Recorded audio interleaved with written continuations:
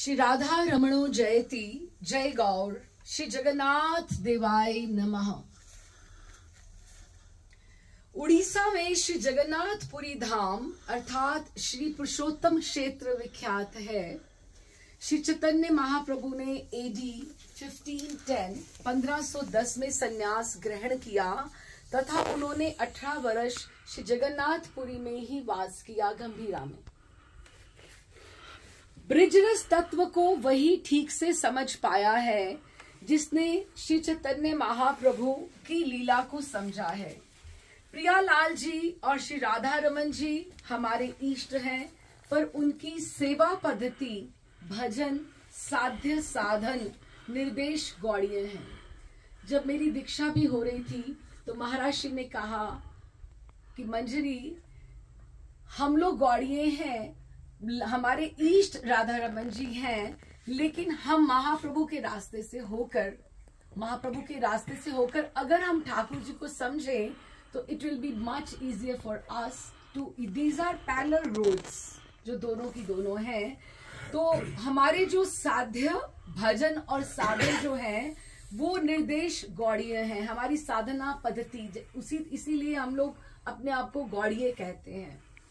ब्रिजरस लीला और महाप्रभु की लीला अनंतर इंटर रिलेटेड है, परस्पर गुथी हुई है और दोनों धाराएं समतल पर बहती हैं, इनकी धारा एक जैसी बहती है। श्री जगन्नाथ जी का सही स्वरूप कथा क्या है, उसके कई पहलू हैं। श्री जगन्नाथ जी की गोल, सांवरी, कजरारी आंखों में श्री गौर हरि को क्या दिखता था, जो वे घंटों गरुड़ स्तंभ पर अपना हस्त टिकाए हुए ठाकुर जी को अश्रु पूरित नेत्रों से निहारते रहते थे। उन्हें कहना पड़ता था, प्रभु दूसरा प्रहर चढ़ आया है, अब आप गंभीरा चलकर विश्राम कीजिए। हम एक एक करके कुछ पहलुओं पर गोष्ठी करते हैं। श्री जगन्नाथ जी का इस तरह का रूप क्यों है और उनका स्वरूप क्यों है, ये मैंने बहुत सारे ग्रंथों में से इकट्ठा करके उसका इस तरह से बनाया है कि ताकि पूरे एक एक करके हम एक एक पहलुओं को स्पर्श करते हुए चले। हम एक एक करके कुछ पहलुओं पर गोष्ठी करते हैं। सत्ययुग के अंतर्गत अवंती के राजा हुए इंद्रद्युम्न, परम वैष्णव और राज ऋषि। उनके दरबार में दूर दूर से परम संत ऋषि आकर श्री हरि का प्रसंग कहा करते। इंद्रद्युम्न के मन में आकांक्षा थी कि मैं एक ऐसा मंदिर स्थापित करने की, एक ऐसा विग्रह का स्थापना करूं जिसका पूरा जगत दर्शन करने को भाव सहित पधारे। और ऐसे ही एक बार एक साधु ने उनके दरबार में आकर एक ऐसे श्री विग्रह नील माधव के बारे में व्याख्यान किया जिसकी पूजा अर्चा के लिए देवगण भी स्वर्ग से पधारते हैं, और वो स्थान है नीलगिरी। नीलगिरी पर्वत के कहीं पास है, जो कि सघन लता पता से आवृत है, और वही नील कमलों से घिरे सुगंधित कुंड के किनारे श्री नील माधव विराजते हैं। वे अति सुरम्य स्थान है और जहां अनंत हंस और पक्षी विहार और प्राकृतिक सौंदर्य के मध्य कल्प वृक्ष और रोहिणी कुंड के पास में श्री नील माधव का वहां पर निकुंज है। राजा इंद्रद्युम्न की चिर अभिलाषा तो थी ही यही कि एक मुझे भव्य विश्वविख्यात मंदिर और सुंदर अति अभिराम विग्रह की स्थापना करनी है, मानो उस संत के शब्दों से ही व्यक्त हो गई।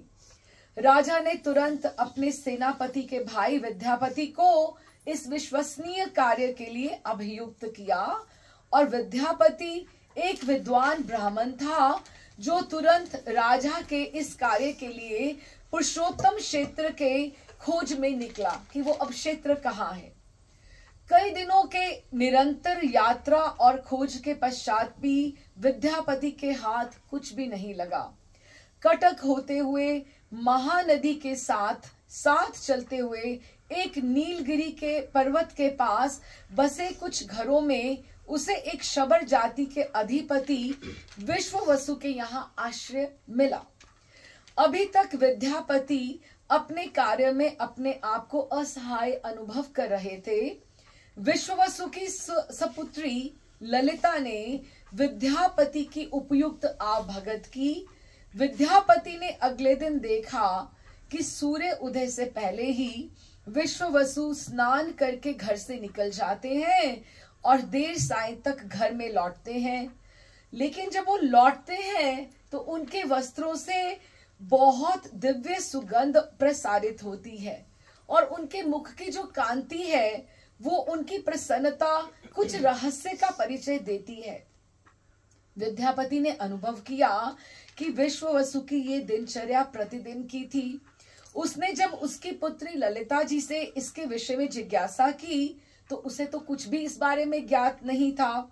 विद्यापति ने विश्ववसु से भी पूछना चाहा, पर उन्होंने उनको कोई भी उपयुक्त उत्तर इसके बारे में नहीं दिया।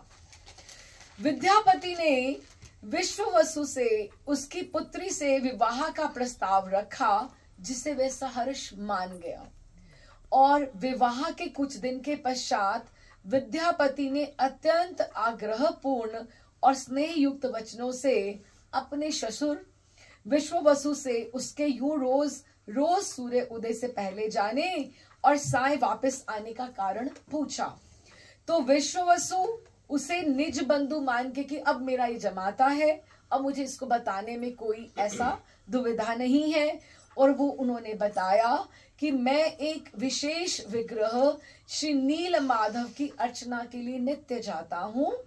विद्यापति के विशेष आग्रह पे वे उसे अगले दिन साथ ले जाने के लिए राजी तो हो गए, पर एक शर्त में कि अभी जब हम सेवा करते हैं तो sometimes we are very possessive about our Thakur ji. तो उन्होंने एक शर्त रखी कि मैं तुम्हारी आंखों पर पट्टी बांधकर लेकर जाऊंगा, तुम ऐसे नहीं मेरे साथ जाओगे। दूसरी सुबह विद्यापति भी प्रिपेयर्ड होके आया था, उसको तो सब पता था कौन सा कार्य के लिए वो आया है। तो विद्यापति ने अपने पास कुछ सरसों के दाने रखे जो वो पथ पर गिराता जाए, ताकि उसे बाद में भी रास्ते की पहचान में सहायता हो सके। विद्यापति और विश्ववसु दोनों घर से निकले। बहुत आगे जाने पर विद्यापति ने वही सुगंध अनुभव की जो उसको नित्य पिताजी के वस्त्रों में से आती थी। उसको लगा कि ठाकुर जी अब समीप ही हैं। जब विश्ववसु ने थोड़ी देर के बाद उसकी आंखें खोली विद्यापति की, तो विद्यापति इतना सुरम्य स्थान, हाँ, क्योंकि नीलगिरी पर्वत के बीच में ये था, और नील माधव का दिव्य विग्रह दर्शन कर स्तब्ध रह गया। उसने श्री हरि का कोटि कोटि धन्यवाद किया तथा अपने भाग्य की सराहना की। सारा दिन पूजा अर्चा कर पिताजी के साथ साईं घर लौटे। वे अतिशय प्रसन्न थे और उसी रात सबके सोने के पश्चात वह अवंतीपुर के लिए रवाना हो गया, क्योंकि जिस कार्य के लिए उसे राजा इंद्रद्युम्न ने भेजा था वो उसका आज पूर्ण हो गया था, ताकि वो अपनी सफलता का समाचार राजा को सुना सके। सुबह होते ही जब विश्ववसु ने विद्यापति को वहां ना पाया तो उसके मन में खटक गया कि कुछ मुझसे अपराध हो गया है, जो उसकी श्री नील माधव की सेवा में विघ्न आने वाला है। राजा इंद्रद्युम्न ने ये समाचार सुना तो उसकी प्रसन्नता का कोई और छोर ही नहीं था, क्योंकि वो तो पहले ही कितने दिनों से प्रतीक्षा में ही थे कि विद्यापति कितने दिनों से गए हुए हैं और कोई अभी तक समाचार नहीं आया है। सारे राज्य में घोषणा हो गई। जिस तरह से राजा राम को लेने भरत चित्रकूट गए थे, उसी तरह से सब जाना चाहते हैं नील माधव के विग्रह को लेने के लिए। और क्या हुआ कि कई दल राजा के साथ भगवान नील माधव के प्रथम दर्शन करने उन्हें लिवाने चले। अब मानिए ये जो युग था, देव ऋषि नारद मुनि भी साथ हैं उनके, और राजा का संग किया। सैकड़ों लोग एक परम वैष्णव राजा के उसके भगवान से यात्रा का सहर्ष हिस्सा बने कि वो कैसे जाके उनका मिलन होता है, भक्त और भगवान का कैसे मिलन होगा। बहुत दिनों के पश्चात वे महानदी के पास पहुंचे और वहीं उन्होंने विश्राम किया।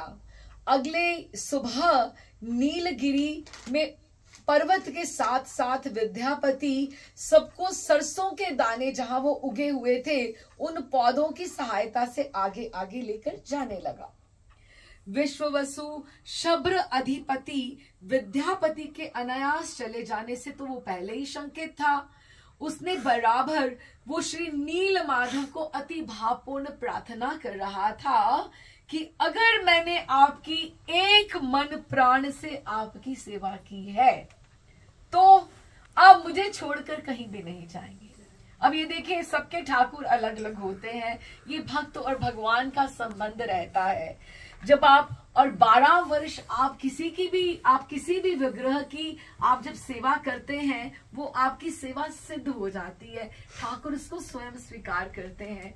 When we are in the material body, because हम लोगों का ये जो है देह है, हम उस ठाकुर की सेवा तो नहीं कर सकते, तो हमारा सौभाग्य है कि ठाकुर इस विग्रह रूप में अर्चा विग्रह में आकर हमसे सेवा अंगीकार करते हैं, हमें अभ्यास करते हैं कि कभी हम निकुंज में जा पाए तो हम उनकी सेवा कैसे कर पाए।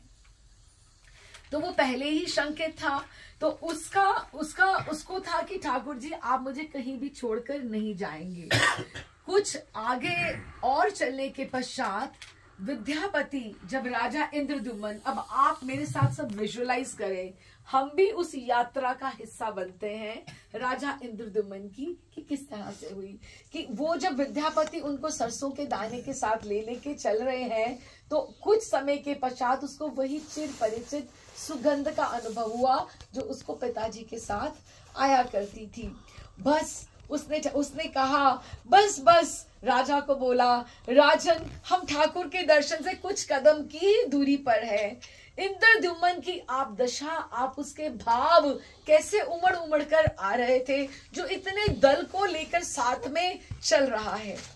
इंद्रद्युम्न भी अपने हृदय के भावों को बांधे अश्रुपूर्ण नेत्रों से पग पग बढ़ रहा था। अचानक एकदम से एक बवंडर सा उठा, पवन अति तीव्र हो गई और जैसे ही राजा वहां पहुंचा तो उसकी पीड़ा, उसके दुख की सीमा नहीं रही कि सब कुछ तो वही था। और and it was not an ordinary place, Nilgiri पर्वत, वहां पर पॉन्ड्स थे, ठाकुर जी बीच में हैं, शिला प्रस्तर पे वहां पर विराजित हैं, हंस हैं, कमल हैं, खूब वहां पर पशु पक्षी वहां पे विचरण कर रहे थे, सुरम्य स्थान था। लेकिन सब कुछ वैसे ही थे, लेकिन अब आप देखो बारात सारी आई और दूल्हा गायब, जिसके लिए सब लोग इकट्ठे होकर आए हैं जिनको लेने के लिए, लेकिन अभी तो उनका वहां ठिकाना ही नहीं है कि वहां कोई कैसे। तो राजा के दुख की सीमा नहीं रही, सब कुछ तो वैसा ही था, वहां ही विद्यमान था, पर नील माधव भगवान अंतर्ध्यान हो गए थे। विद्यापति, विश्ववसु, राजा, नारद देव और सब जन ठाकुर जी की लीला देखकर स्तब्ध और हताश हो गए। कितनी बड़ी निराशा उनको सबको हुई, लेकिन सबके भाव अलग अलग थे। हम अगर सोचें कि विद्यापति कुछ और सोच रहा है, राजा कुछ और सोच रहा है, विश्ववसु कुछ और सोच रहा है, क्योंकि उसको था कि मेरी सेवा नहीं छीने, और वो जो इतनी दूर से आया है, सबके भाव अलग अलग थे। हम अलग अलग तरह से उनके विचार चिंतन धारा वो चलने लगी। इंद्रद्युम्न ठाकुर जी से प्रार्थना करने लगे, रो कर कहने लगे, मुझसे क्या अपराध हो गया प्रभु, क्या आप मुझे दर्शन दिए बिना ही विमुख हो गए। इधर विश्ववसु भी अतीव क्रंदन करते हुए घर लौट गए। विश्ववसु को भी कि उसके ठाकुर ही चले गए, इतने बरसों से वो पूजा कर रहे थे, उसको राजा से तो कुछ लेना देना कुछ चाहिए ही नहीं था, वो हताश होके वो घर चले गए। तभी सरस्वती जी ने आकाश में वाणी की, आकाश में वाणी हुई, इंद्रद्युम्न तुम यूं हताश नहीं हो। नील माधव स्वयं किसी और विग्रह में रूप धारण करके तुमसे स्वयं सेवा अंगीकार करने वाले हैं। तुम धैर्य धरो, तुम महानदी पर वापस जाओ, वही तुम्हें कुछ दिनों के बाद दारू रूप ब्रह्म ठाकुर जी के 4 चिन्हों युक्त शंख चक्र गदा पद्म सहित प्राप्त होगा और समय अनुसार विश्वकर्मा स्वयं उपस्थित होकर उन्हीं से विग्रहों का निर्माण करेंगे। राजा कुछ आश्वस्त हुआ, उसने धैर्य बांधा, सब जनों के साथ वो वापस लौट गया और महानदी पर वहां पे खेमे गड़ गए। सब लोग वहीं प्रतीक्षा कर रहे हैं, जिस तरह से ऐसे जैसे आकाशवाणी हुई है। एक सुबह वो धैर्य से सब वहां पे प्रतीक्षा कर रहे हैं। एक सुबह महानदी में तैरता हुआ बड़ा सा दारू 4 चिन्हों से अंकित वहां पे किनारे आ लगा, जहां सब राजा और दल बदल के वहां पर खेमे गड़े हुए थे। लोग, प्रजाजन, राजा सब बाहर आकर जय जय जय जयकार करने लगे। सबकी प्रसन्नता की सीमा नहीं रही। पर जैसे ही राजा ने दारू ब्रह्म को प्रणाम किया, उठाने का प्रयत्न किया, उसको स्पर्श किया, वे दारू तो जड़ के समान प्रतीत होने लगा। देखो ठाकुर किस किस की संभाल करते हैं। हर एक पहलू को देखते हुए, समझते हुए हम चले, तो उन्होंने वो जड़ के समान प्रतीत होने लगा। वो हिले भी नहीं उनसे। तब तो राजा फिर से मन में निराश होने लगा। कुछ ही देर के बाद पुनः आकाशवाणी हुई। शबर अधिपति विश्ववसु ने मेरी अति भावपूर्ण सेवा बहुत वर्षों तक की है। देखो, विश्ववसु को विश्वास दिलाना कि मैं यही हूं, मैंने तुम्हारी इतने वर्षों तक सेवा अंगीकार की है, और राजा को ये विश्वास देना कि मैं नीलमाधव हूं। ये कनेक्टिविटी है, सारा का सारा संबंध है। तो उन्होंने कहा कि आप विश्ववसु अधिपति ने मेरी अति भावपूर्ण सेवा बहुत वर्षों तक संपन्न की है। मेरे अंतर्ध्यान होने से वह मेरे विरह में मर्माहत है। उसकी सेवा संस्पर्श से ही मैं मंदिर वेदी तक चलूंगा। उसी को अधिकार है मुझे स्पर्श करने का। ठीक, राजा भगवान की भक्त वत्सलता देखकर अति प्रसन्न हुए। वो सारे के सारे दल बदल अब कहाँ जा रहे हैं? विद्यापति के घर, सॉरी, विश्ववसु के घर। विश्ववसु के घर गए। विश्ववसु को ससम्मान बुलाया गया और वो भी अति प्रसन्न हुए, मेरे ठाकुर आए हैं वापस। और सत्य में दारू ब्रह्म ने उसके स्पर्श करते उसी की सेवा अंगीकार की, और उनके स्पर्श से ही वो मंदिर की वेदी तक उन्होंने यात्रा संपन्न की। और आज भी विश्ववसु के जो वंशज हैं, वही अब तक श्री जगन्नाथ जी के अंगराग की सेवा का अधिकार प्राप्त होता है। जब स्नान यात्रा, जब ठाकुर जी थोड़े अस्वस्थ हो जाते हैं, जो समय रहता है उसमें ठाकुर जी का अंगराग जो होता है, ये विश्ववसु के ही वंशज हैं जो सेवा संपन्न करते हैं। समय अंतराल के पश्चात स्वयं राज दरबार में, जैसे कि ठाकुर जी, जैसे वो आकाशवाणी हुई थी, एक बूढ़ा कारीगर, विश्वकर्मा ने आना था ना, तो उन्होंने बूढ़ा कारीगर वहां पे उपस्थित हुआ। उसने आज्ञा दी कि वह वेदी के भीतर ही लगातार 15 दिन तक भगवान के विग्रहों पर कार्य करेगा। और इस समय में केवल बाहर सुंदर दरवाजे नहीं खुलेंगे, पट बंद रहेंगे, कपाट लगे रहेंगे। बाहर क्या होगा? सुंदर संगीत वाद्य की व्यवस्था की जाए। भीतर किसी को भी आने की आज्ञा नहीं होगी। और राजा उसे भगवत इच्छा मान दिन में एक बार अपनी पत्नी के संग आकर बाहर से ही वेदी को प्रणाम करते। वहां जब भी वो वेदी के द्वार पर आकर प्रणाम करते तो देखते कि कभी सुंदर फूलों की वर्षा हुई होती वहां पर, कभी श्री गंगा के पवित्र जल का छिड़काव हुआ मिलता उन्हें। और जैसे दिन बीतते गए, निरंतर वेदी से आती सुगंध जो थी बाहर आंगन तक, प्रांगण तक विस्तीर्ण होने लगी, वो बढ़ती गई।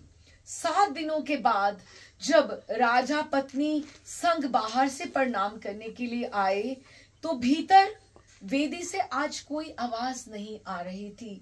निस्तब्धता का वातावरण पाया, ना तो कोई आवाज और ना हलचल। रानी अति व्याकुल हो गई और उसके ही आग्रह पर कि देखो कहीं ये तो नहीं हुआ, वो बूढ़ा कारीगर था, कुछ उसको हो गया हो, वो ठीक से हमने तो उसको अच्छे से जानते भी नहीं है, अब अंदर से आवाज भी नहीं आ रही, रोज तो आवाज भी आती थी।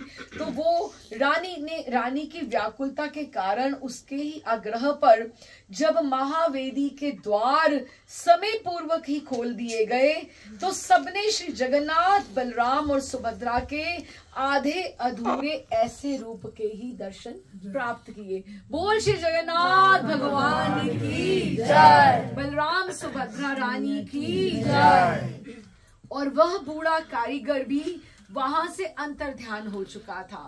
तभी राजा को उसकी बात याद आई, वो बात याद, शर्त जो थी वो याद आई और वह बहुत उदास हो गया कि मैं तो बहुत भव्य विख्यात त्रिभुवन की, इसको लोग कहां कहां से दर्शन करने आएंगे और ये रूप, इनको ऐसे रूप का दर्शन कौन आएगा, मैं तो इतना बड़ा मंदिर बनाने के लिए तैयार था। तो उसको एकदम से ऐसे लगा कि ऐसे इनके दर्शन कौन करने आएगा।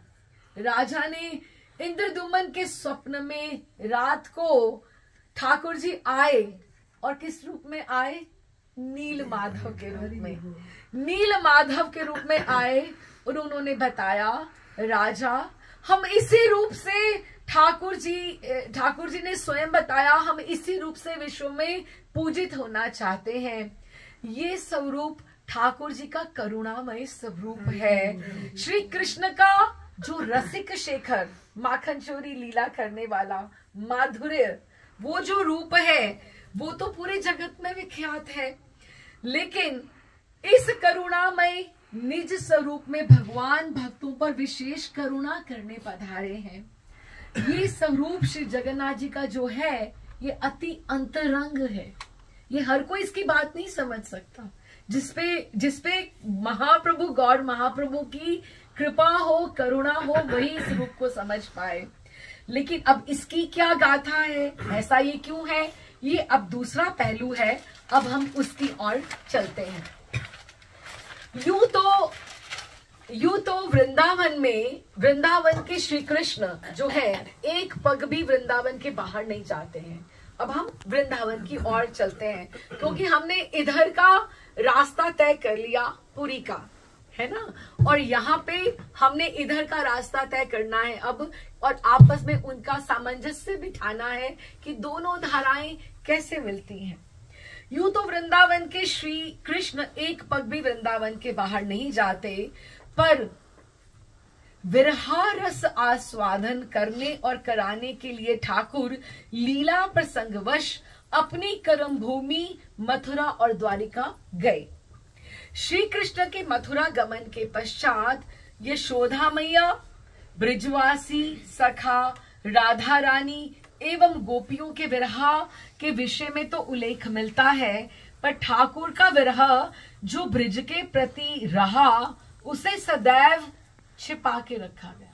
किसी ने राधा रानी को रोते और गोपी गीत सबने सुना होगा, लेकिन किसी ने सुना कि ठाकुर भी कभी रोए हैं, वृंदावन के लिए, माँ के लिए रोए हैं, अपनी सखाओं के लिए रोए हैं, अपनी गैयाओं के लिए रोए हैं। तो क्या हुआ, ये गौण रखा गया।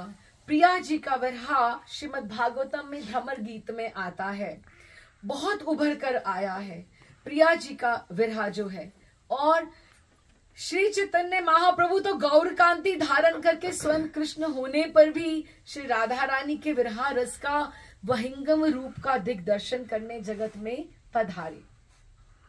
पर श्री कृष्ण का चरित्र या तो ब्रिज में माधुर्य श्रृंगार रस से ओतप्रोत है, नटखट न रसिक शेखर दिखाई देता है, या फिर मथुरा द्वारिका में वीर रस के कृष्ण दिखाई देते हैं, बंधु कृष्ण के रूप में दृष्टि में आते हैं, कभी अर्जुन को संभाल रहे हैं, कभी बुआ कुंती को संभाल रहे हैं, तो इस तरह से आता है। लेकिन हमारे सबसे बड़े गोस्वामी जो हैं, श्री रूप गोस्वामी पाद के ललित माधव तथा श्री सनातन गोस्वामी के वृहद भागवतामृत में श्री कृष्ण का विरह, और हाँ श्री रूप गोस्वामी के उद्धव संदेश में भी हमें ठाकुर का हृदय स्पर्शी विरही कृष्ण का चित्र मिलता है। श्री भागवतम में उल्लेख है। अब जब हम भागवतम में पढ़े तो दशम स्कंद के बाद ठाकुर जी की लीलाएं जब उधर विश्राम हो जाती हैं, ठाकुर जी मथुरा जाते हैं, द्वारिका जाते हैं, तो उसमें उल्लेख आता है कि श्री कृष्ण के द्वारिका जब वो बस गए, जाने के पश्चात, बस जाने के बाद बहुत वर्षों के पश्चात एक बार कुंभ का शुभ अवसर आया। अब इस समय ठाकुर की जो अवस्था थी 115 साल की थी जब ठाकुर जी वहां पर गए। इधर से द्वारिकाधीश श्री कृष्ण अपनी महर्षियों, रानियों और परिकर सहित, और उधर से नंद बाबा, यशोदा मैया, गोपियां, राधा रानी सहित कुरुक्षेत्र पधारे। तो कुरुक्षेत्र में इन सबका मिलन होता है। इतने वर्षों के बाद दोनों द्वारिका और ब्रिज के परिकरों ने अपने अपने उचित स्थानों पर खेलों में पड़ाव जमाया। और ये इतने वर्षों के पश्चात ब्रिज के परिकर के लिए श्री कृष्ण का प्रथम प्रत्यक्ष दर्शन था। कि ठाकुर जी जब से कंस का वध करने के लिए मथुरा गए, उसके बाद तो गए ही नहीं। वैसे तो एक पग भी बाहर नहीं रखते हैं, लेकिन वैसे गए ही नहीं लीला प्रसंग के हिसाब से। तो ये प्रत्यक्ष दर्शन प्रथम था। पर वहां श्री कृष्ण का दर्शन करके भी श्री राधा रानी और गोपियों को द्वारिकाधीश श्री कृष्ण में ब्रिज राज कृष्ण का दर्शन नहीं हुआ। कि उनको वो द्वारिकाधीश दिखाई दे रहे हैं, उनको वो अपने वाले ठाकुर रसिक शेखर नहीं दिखाई दे रहे हैं। पुंडरीक महाराज श्री इसका प्रसंग बहुत ही सुंदर सुनाते हैं हमें। माँ को मिले, हम सोच सकते हैं कि माँ कितनी वृद्धा हो गई होगी कि माँ को मिले और किस तरह से वो मिले, और बाबा को मिले तो कैसे मिले, और सखाओं को मिले तो कैसे। सखा पूछते, अरे काना तू यहाँ पर क्या कार्य करता है? क्या यहाँ भी तू गैया ही चराता है कि तुझे और कौन कौन से कार्य है? तो वो कहते, लेकिन मैं बहुत उदास हूँ यहाँ पर। ठाकुर जी बोले मधुमंगल को कि मधुमंगल मैं घोड़ा बनता हूँ, जैसे हम वृंदावन में किया करते थे ब्रिज में।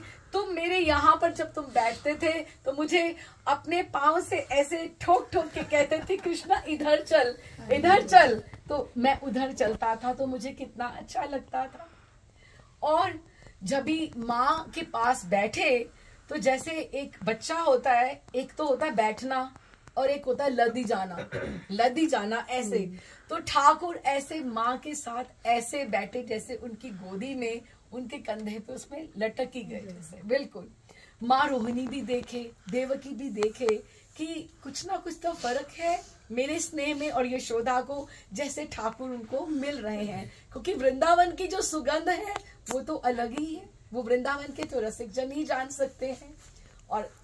और हम गोपियों की ललिता विशाखा की बात क्या कहें, हम प्रिया जी की बात क्या कहें कि उन्होंने जब प्रिया जी को मिले इतने वर्षों के बाद, तो उन्होंने क्या बोला? पहला शब्द क्या था? आइए द्वारिकाधीश, आइए द्वारिकाधीश।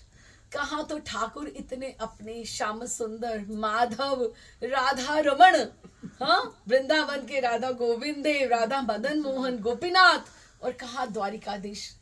ठाकुर का जैसे हृदय बाहर आने को हो। वो पता है क्या कहते? जब मुझे उन्होंने मारी थी ना, लात मारी थी, तो उन्होंने मुझे तब भी इतना दर्द नहीं हुआ था जब मुझे इतना परायापन आपके इस वचन से लगा, इस संबोधन से लगा, जब आपने मुझे द्वारिकाधीश कहकर आपने बुलाया, द्वारिकाधीश करके। लेकिन वो कैसे, उनको बिल्कुल नहीं अच्छा लगा। तो उन्होंने कहा, आप कैसी हैं? अब आप और तुम में फर्क हो जाता है ना। कैसे वो अपनापन, वो सब छूट गया, वो सब कुछ रह गया। तो उन्होंने कहा, तुम मेरे, प्रिया जी ने कहा, पुंडरीक महाराज जी बताते हैं, बहुत सुंदर प्रसंग है। उन्होंने ये कहा कि आप द्वारिकाधीश, आप मेरे उतने ही हैं जितने सबके हैं, विशेष नहीं है मेरे लिए। मेरे लिए वो वृंदावन के ठाकुर ही मेरे हैं, वो नहीं है। बलराम जी की मैया रोहिणी जी ब्रिज लीला और मथुरा, अब उन्होंने, वो प्रत्यक्षा थी, वो रोहिणी जी वहां भी थी और यहां भी थी। मथुरा द्वारिका लीला की प्रत्यक्ष वो दृष्टा थी। उन्होंने एक साय जब द्वारिका की जो महिषियां हैं, अब रुक्मणी है, वो सब है वहां पर, अब उन्होंने राधा रानी की बहुत प्रशंसा सुनी है। मीरा का भी हम प्रसंग सुने तो सारा ये सब प्रसंग वहां आता है, श्रीमद् भागवतम में भी है, जिन्होंने अच्छे से उसका अध्ययन किया है। तो उन्हें एक साय द्वारिका की महर्षियों ने आग्रह कर लिया कि आप हमें बताइए कि ठाकुर एकदम से ऐसे क्यों हो गए हैं, व्हाई इज फीलिंग सो लो, ऐसी क्या बात हो गई कि एकदम प्रसन्न प्रसन्न आए थे कि मुझे इनको मिलना है। तो क्या उन्होंने सबने आग्रह किया, तो वे उन्हें श्री कृष्ण के मथुरा आने के समय से कैसे स्थिति रही, यशोदा मैया, गोपियां एवं विशेषतः श्री राधा रानी ने कैसे धैर्य धारण किया, उस विषय में वो जानना चाहती थी कि वो उनकी सबकी क्या स्थिति थी। क्योंकि ठाकुर जी भी द्वारिका महर्षियों से ब्रिज वार्ता और वहां के स्नेह के बारे में अक्सर बात किया करते थे। बृहद भागवतामृत में सनातन गोस्वामी ने भी ये लिखा है कि ठाकुर जी कभी कभी स्वप्न में रोते थे, उठकर बैठ जाते थे अपनी शैया पर और कहते थे, माँ मुझे माखन चाहिए। गोपियों के नाम लेकर, अपनी गैयाओं के नाम ले लेके, धौरी, दवली, सुरभि, नंदनी, ये नाम ले लेके अपनी गैया को बुलाया करते थे, अपने सखाओं को याद करते थे। तो उन्होंने अब उनकी ये जो ब्रिज वार्ता थी उसके बारे में वो जानना चाहते, तो ये तो जिज्ञासा उनकी स्वाभाविक है। तो रोहिणी जी ने उन्हें बताया कि ये सब अंतरंग विषय है, इसके श्रवण पर सबका अधिकार नहीं है। अब हम ये समझें कि जो हम सुन रहे हैं हम ठाकुर की कृपा से ही सुन पा रहे हैं, सबका अधिकार नहीं है। और ऐसा ही नहीं बल्कि स्वयं अगर श्री कृष्ण भी ब्रिज सुंदरियों का, राधा रानी गोपियों का विरह सुने अगर, तो वो स्वयं भी धैर्य धारण करने में असफल हो जाएं। पर सबके आग्रह पर जब रुक्मणी जी ने, सत्यभामा जी ने, जामवंती जी ने, कालिंदी ने, जब सबने उन्होंने उनको बोला कि नहीं आप हमें सुनाइए, तो रोहिणी जी ने उन्हें ब्रिज विरह के बारे में सुनाने का सोचा। तो पहले उन्होंने श्री कृष्ण की छोटी बहन सुभद्रा जी को अपने खेमे के बाहर द्वारपाल के रूप में वहां भेजा और कहा, ध्यान रखना सुभद्रा, इस तरफ कृष्ण और बलराम भीतर ना आ पाए। ठीक, रोहिणी ने दीर्घ श्वास लिया।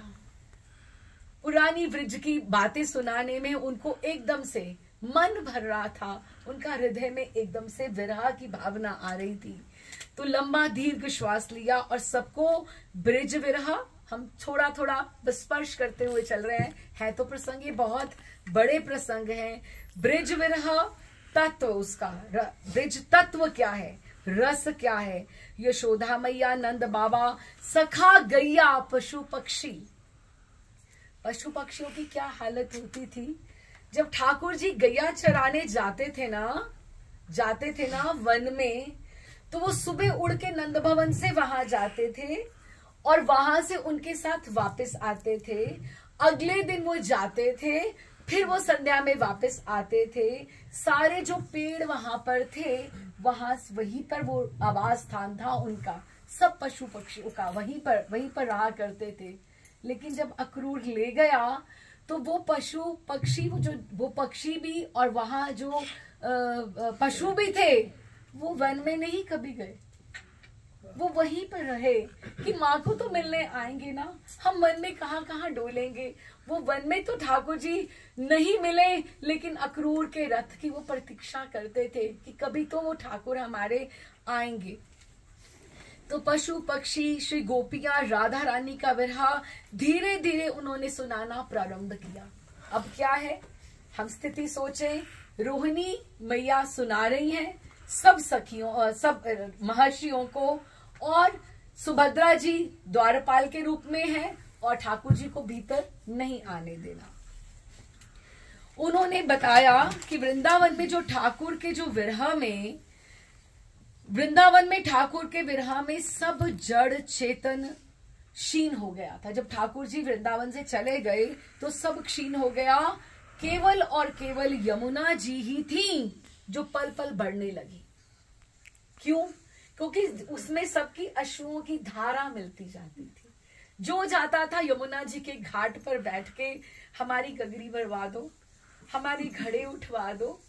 वहां पे कितने कार्य हुए हैं, वहां पर सब सखियों को वहां पे याद आया करते थे। तो उन्होंने कहा सबके अश्रुओं की धारा यमुना जी में मिलने लगी।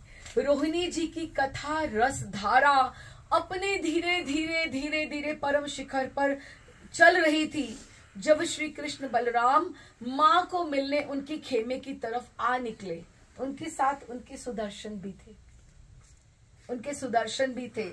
और जब श्री कृष्ण बलराम मां को मिलने आ निकले तो सुभद्रा जी ने बाहर जब उनको बार बार मना किया तो वे तीनों, कौन? सुदर्शन, बलराम जी और कृष्ण, वो तीनों मुख्य द्वार के भीतर तक उसके रोकते आ गए। और सुभद्रा भी, बाहर तो द्वारपाल के रूप में वो बिल्कुल ठीक ठाक थी, सुभद्रा रानी बिल्कुल ठीक ठाक थी, लेकिन धीरे धीरे जब वो भीतर आई तो रोहिणी जी की वो जो वार्ता थी, वो जो चर्चा थी, वो ब्रज विरहा की कथा के शब्द उन तीनों नहीं चारों के करण द्वारों में, सुदर्शन के भी ऐसे, तो सुदर्शन जी गोल होने चाहिए ना, दंड हो गए। सुदर्शन जी गोल हैं क्या? दंड हो गए। आप देखो सुदर्शन जी दंड होना तो नहीं चाहिए ना, लेकिन वो दंड हो गए, उनका स्वरूप बदल गया। और जब ही वो भीतर आए तो उन्होंने, जब उनके कानों में जैसे ही माँ की बातें प्रवेश करने लगी, हरि, श्री बलराम, सुभद्रा जी, वृंदावन का जो विरहा था उनके हृदय में इतना उद्वेलित हुआ, इतना उद्भासित हो गया कि वो धैर्य करने में असफल हो गए। त्रिभुवन नाथ की ये दशा वृंदावन के विरह में, और वो परम विचलित हो गई। ऐसा हो गया कि जब आप रोता हुआ कोई अच्छा थोड़े लगता है, कोई रोते हुए अपनी शक्ल देखो कोई अच्छा लगता है क्या? आंखें विस्वारित होने लगी, जो हाथ पैर थे संकुचित होने लगे, विगलित होने लगे, उनकी आकृति परिवर्तन होने लगी, उनके नेत्र अति विस्फारित हो गए, एकदम से बड़े बड़े नेत्र हो गए, नासिका ऐसे दीर्घ निश्वास, इतना दीर्घ निश्वास ऐसे चलने लगा। उनसे गोपियों का विरह, राधा रानी का विरह, माँ बाबा का कुछ नहीं सुना जा रहा। इतना हो गया कि कारण उनकी नासिका धस गई, मुख अधर शुष्क हो गए। उनको एकदम से उनकी आकृति, हस्त और पाद ठाकुर रसिक शेखर हैं, ठाकुर त्रिभुवन नाथ हैं, मनमोहन है, मदन मोहन है, और ठाकुर कैसे होते जा रहे हैं। एकदम से उनके भीतर पाद धसने लगे, विकीर्ण हो गए, विगलित हो गए, और उन्हें अपने आप को संभालना कठिन हो गया। कौन किसको धैर्य दे? ना सुभद्रा की ऐसी स्थिति, ना बलराम जी की, ना सुदर्शन की, सबकी ऐसी स्थिति हो गई। श्री नारद देव जी अनायास ही उधर पधारे, अनायास, और विश्व विमोहन त्रिभुवन नाथ रसिक शेखर का ये रूप असहाय ये रूप देखकर अचंभित हो गए कि भगवान ऐसे भी लग सकते हैं। वे रोकर बोले, ऐसे लगा ठाकुर जी को जैसे ठाकुर जी की चोरी पकड़ी गई। आप किसी बात से छिप के रोते हो अपने कमरे में, है ना, लेकिन कोई आ जाए और आपकी चोरी पकड़ लेगी, आपकी आंखें लाल हैं, आपको कुछ इस तरह से क्या हुआ, आप क्यों रो रहे हो। ये बिल्कुल स्थिति ऐसी हो गई कि वो अपने आप को कैसे संभाले। वो उनको असहाय देखकर अचंभित हो गए। वे रोकर बोले, आपको हे ठाकुर रसिक शेखर त्रिभुवन नाथ मदन मोहन के रूप में तो सब जानते हैं, पर ये करुणामय रूप जिसमें आप अपने निज जनों की विरहा पीड़ा से दुखी। ठाकुर अपने विरह से दुखी नहीं है, उनका विरह तो उनके भीतर था ही ना। वो क्या सुनकर कि माँ मेरे लिए इतनी दुखी थी, मेरे सखा, मेरे जो वृंदावन का जर अचर जीव जड़ चेतन मेरे लिए इतना दुखी हुआ था, और मैं कहाँ था, मैं गया भी नहीं कभी उनको मिलने के लिए। वो कभी भी वो असहाय, उनके विरह की पीड़ा से दुखी असहाय कृष्ण का ये स्वरूप देखकर, और कहते कि ये तो कभी भी किसी जीव ने ये दर्शन नहीं किया। करुणा करें भगवान, आप इस अपने करुणा में स्वरूप से धरती पर विराजे। ये एक ऐसा मोमेंट था, परफेक्ट टाइमिंग्स ऐसी थी जैसे रोते हुए किसी की कोई पिक्चर क्लिक कर ले, रोते हुए कोई ऐसे पकड़ा गया जैसे, बिल्कुल। तो उन्होंने ठाकुर को बोला, आप इस करुणा में स्वरूप से धरती पर विराजें, ताकि जीव अपने इस स्वरूप को, आपके रहस्य को समझे और आपकी करुणा का चिंतन करें कि भगवान में भी हृदय होता है, वो जो अपने भक्तों के लिए रोया करता है, माँ और बाबा के लिए, पशु पक्षी अपनी गैया के लिए रोता है। श्री कृष्ण और श्री बलराम और सुभद्रा जैसे चित्र लिखित होकर खड़े हो गए, जैसे किसी की चोरी पकड़ी गई हो। वे अपने आंसू तो पहुंच दें, पर अपनी आकृति को, हाथ कैसे वापस आए, पांव कैसे वापस आए, आंखें जो विस्फारित थी, वो जो नासिका धंस गई थी, वो कैसे वापस आए। वो क्षण भर में उसको समेट ही नहीं पाए, वो पकड़े गए। पर भक्त वत्सल भगवान ने श्री नारद देव जी को इस जीव कल्याण के प्रयास को भी स्वीकार किया कि जीव मात्र के कल्याण के लिए ही करुणामय।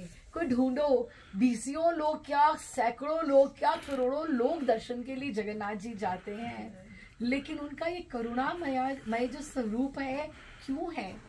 ठाकुर किस लिए रो रहे हैं, क्यों उनकी ऐसे आकृति है?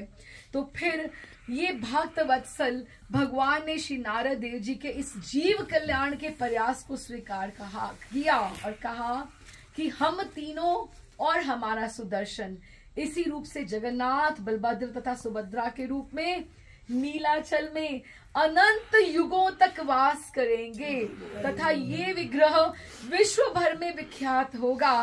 नारद जी अति धन्य हुए। नारद जी का वो सब रूप नहीं है जो दिखाया जाता है। नारद जी परम वैष्णवाचार्य हैं। रोहिणी जी और द्वारिका की महर्षियां जैसे ही धीरे धीरे कुछ वार्ता सुनकर बाहर आई, उनके आते आते सब लीला संवरण हो गई। ठाकुर जी पुनः उसी स्वरूप में आ गए, जैसे कुछ हुआ ही नहीं था। ये एक क्षण भर की बात थी, एक जैसे पिक्चर एक क्लिक हो गई होती है। अब हम थोड़ा सा वापस चले, अब वृंदावन के मूड से बाहर आते हैं। कुरुक्षेत्र में श्री राधा रानी ने और गोपियों ने जब रथ पर चढ़े द्वारिकाधीश श्री कृष्ण के दर्शन किए, तो उनमें वृंदावन के श्री कृष्ण का दर्शन नहीं हुआ। वो उनको अपने नहीं लगे, ये हमारे नहीं है। वो जैसे इतनी सी छाछ के ऊपर ठाकुर जी को नचा दिया करती थी, हमें घड़ा उठवा दो, मेरी पड़िया गुम हो गई है, मेरी गैया की बच्चिया गुम होगी, जरा ढूंढवा दो। तो ठाकुर उनके पीछे पीछे घूमा करते थे और उन्हें वृंदावन के कृष्ण के दर्शन नहीं हुए। वे कहने लगी, हे माधव, आप भी वही हो, हम भी वही हैं, पर ना तो आपकी वंशी है और ना ही आपका मोर पंख। और सबसे बड़ी बात ये है कि ये जो स्थान है ये श्री वृंदावन नहीं है, क्योंकि वृंदावन जो है वो हमारे अंतरंग विहार का साक्षी है और आप में हमारा वो ब्रिज भाव उदय ही नहीं हो रहा है।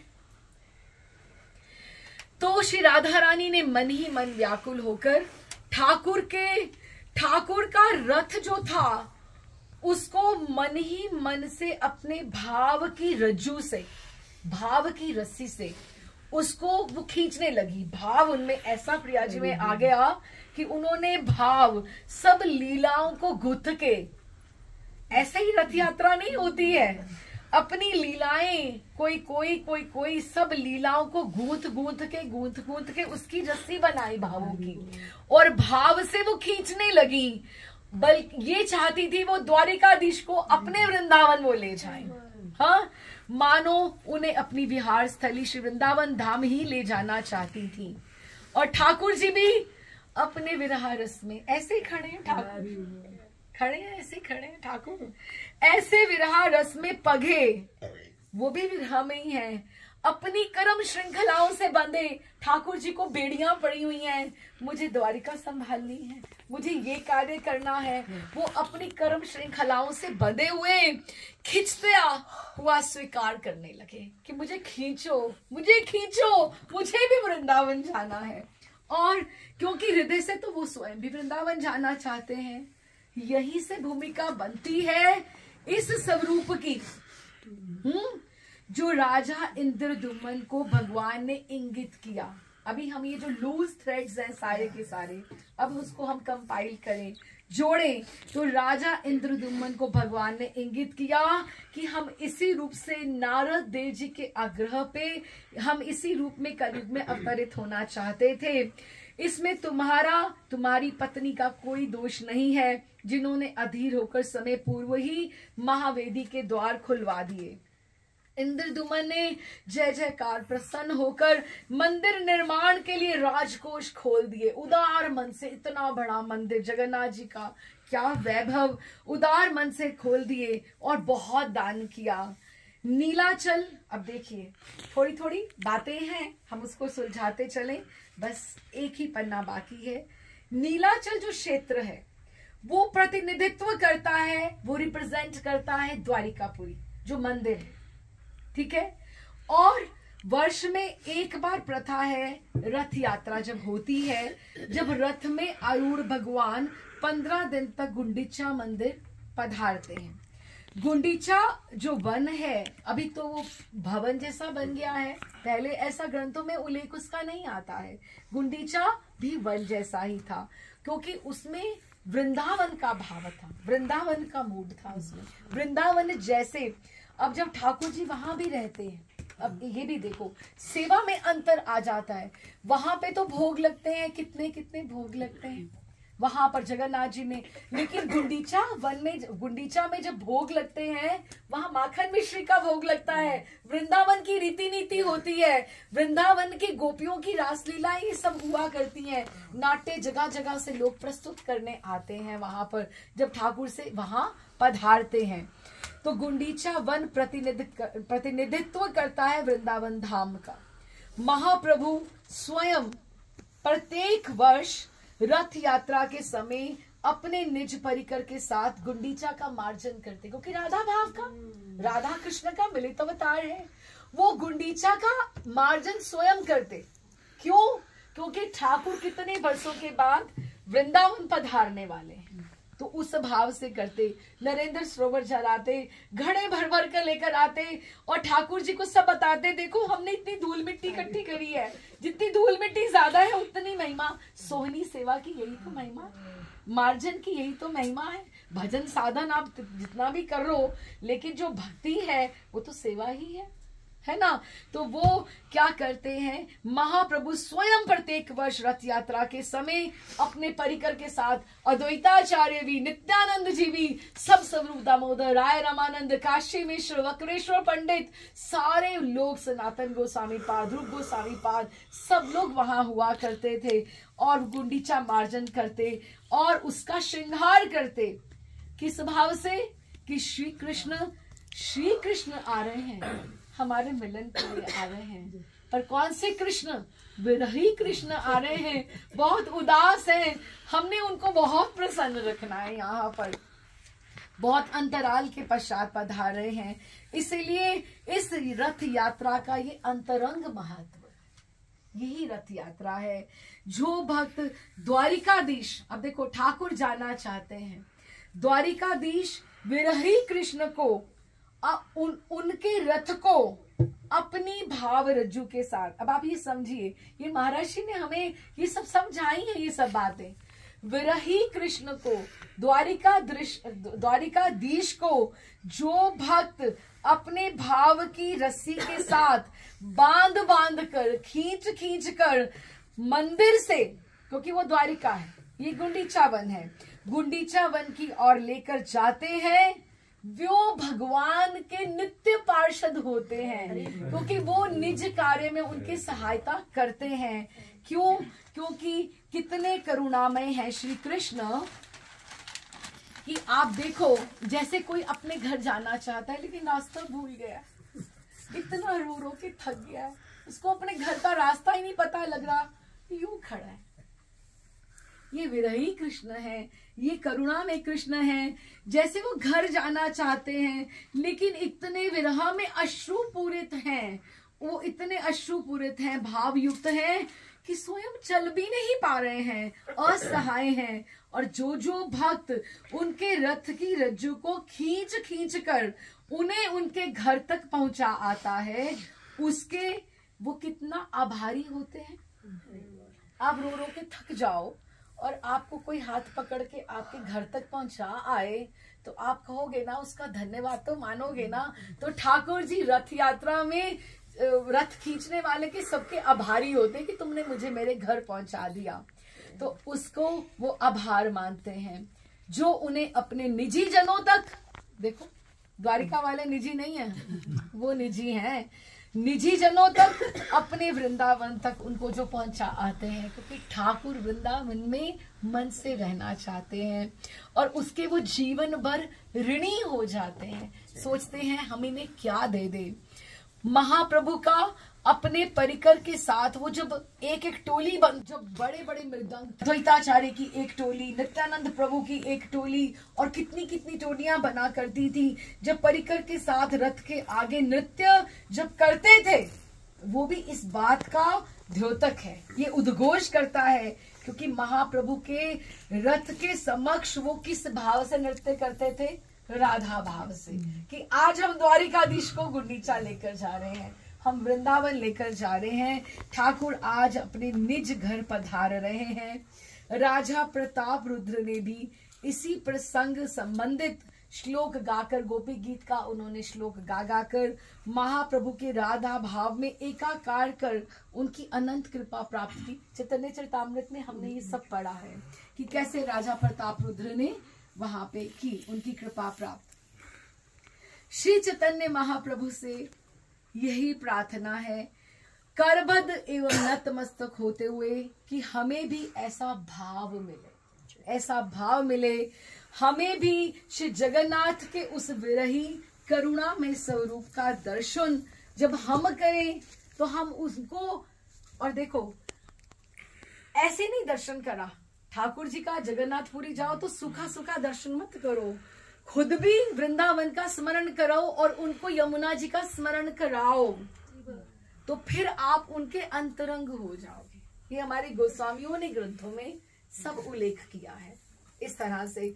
तो हम भी श्री जगन्नाथ के उस विरही करुणामय स्वरूप का दर्शन आंखें भर के अश्रुल नयनों से हम कर पाए और उनकी कृपा का भाजन करें। और आज हम अपने घर श्री जगन्नाथ भगवान, बलभद्र, सुभद्रा देवी जी का हम स्वागत करते हैं कि आप आए और हमारी प्रार्थना स्वीकार करी। ये अनायास ही पधारे हैं, इसके लिए कोई योजना नहीं हुई है, माध्यम कोई बना हो वो अलग बात है, जैसे वो आए, लेकिन ये इनकी शायद इनका कोई इसमें भी कोई लीला जुड़ी है कि वो जिस तरह से आए हैं।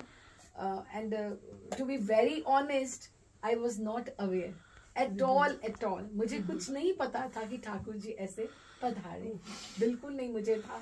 और एकदम से हम भी अचंभित हो गए और एकदम से राकेश जी तो ये सोचे कि ऐसा ही हुआ जैसे शबरी के यहाँ राम जी पधारे और वो कभी आसन के लिए दौड़े और मैं ठाकुर जी को क्या खिलाऊं, क्या पिलाऊं और मैं कहाँ संभालूं और क्या करूं।